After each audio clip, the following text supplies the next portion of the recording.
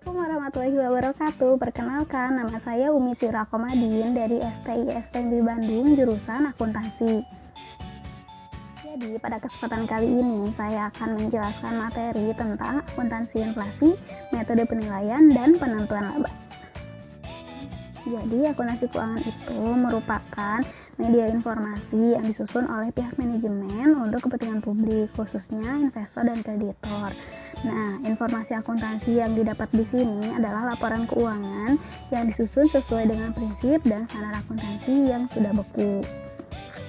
Beberapa prinsip yang berkaitan dengan pengukuran yang akan dibahas di sini adalah historical cost, unit of measure, stable monetary unit, dan konservatis. Selanjutnya kita akan masuk ke pengertian akuntansi inflasi. Jadi menurut Dr. Andes Ainun Naim, pengertian akuntansi inflasi itu merupakan suatu proses data akuntansi untuk menghasilkan informasi yang telah memperhitungkan tingkat perubahan harga, sehingga informasi yang menunjukkan ukuran satuan mata uang dengan tingkat harga yang berlaku. Terdapat tujuan akuntansi inflasi, yaitu untuk mengukur kinerja suatu perusahaan dan memungkinkan setiap orang yang tertarik untuk mengukur jumlah, waktu, dan kemungkinan arus kas masa depan. Selanjutnya, kita masuk ke materi metode akuntansi.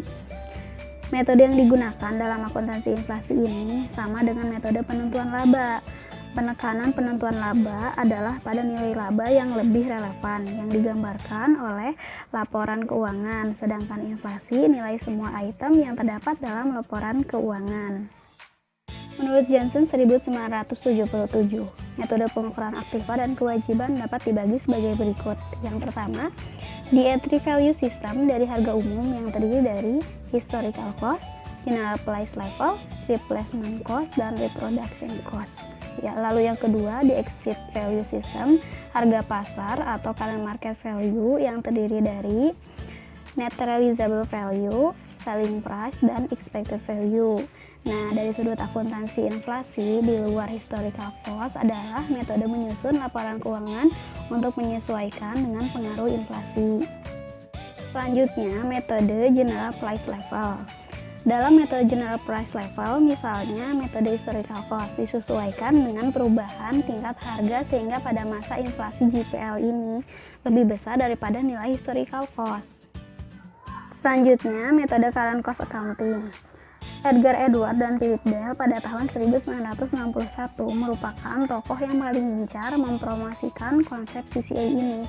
Menurut mereka, yang dibutuhkan oleh manajer adalah bagaimana mereka mengalokasikan sumber-sumber ekonomi yang ada untuk memaksimalkan laba.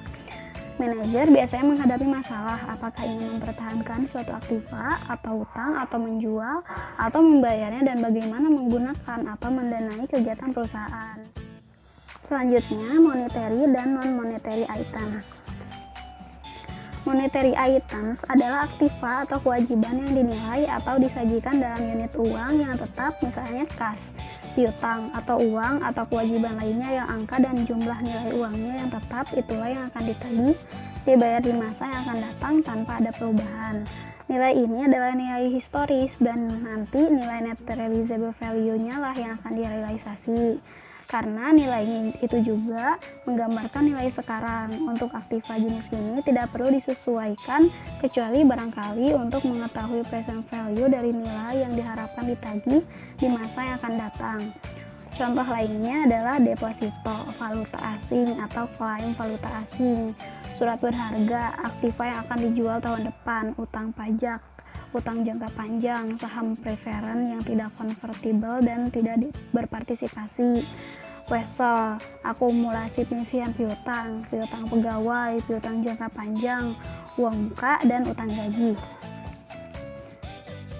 Lalu yang selanjutnya non-monetary items, yaitu adalah nilai di mana jumlah uangnya tidak ditetapkan menurut kontrak perjanjian. Dalam hal metode historical cost ini digambarkan sebagai old cost, bukan nilai sekarang.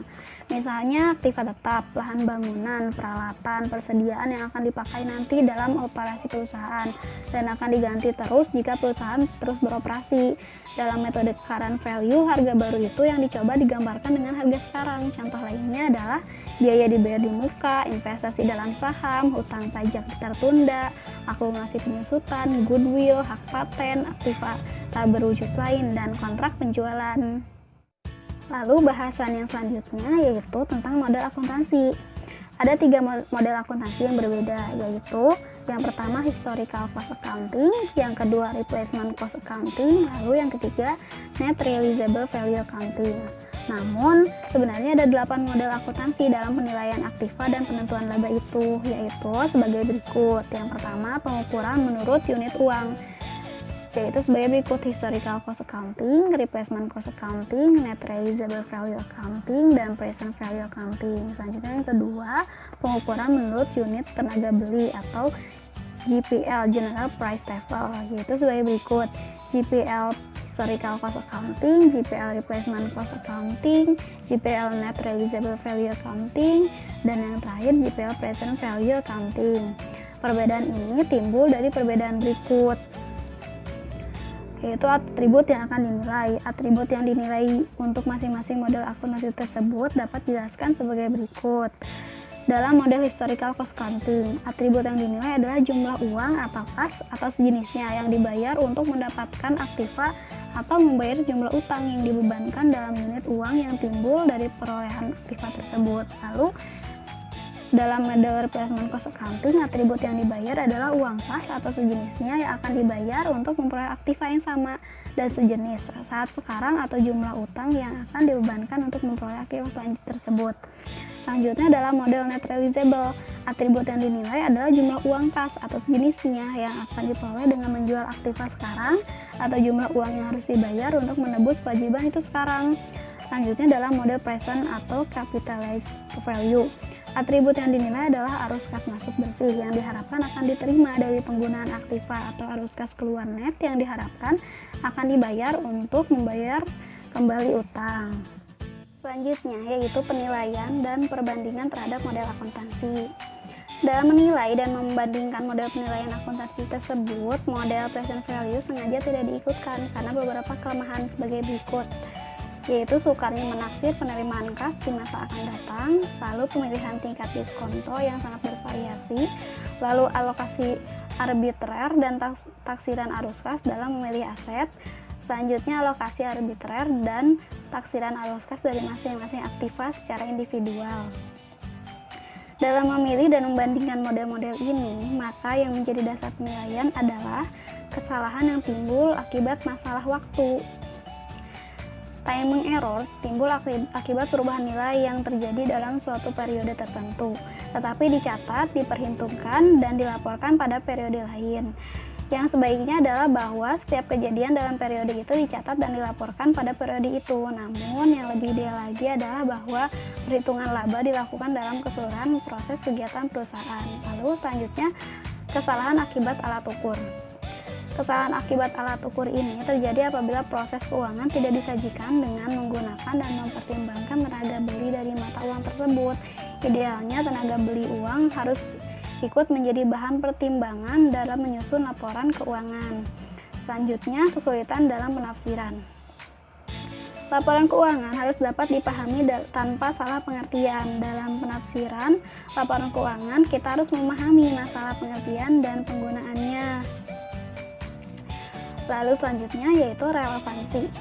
Informasi akuntansi harus relevan, artinya harus bermanfaat bagi para pemakainya, khususnya untuk digunakan dalam proses pengambilan keputusan.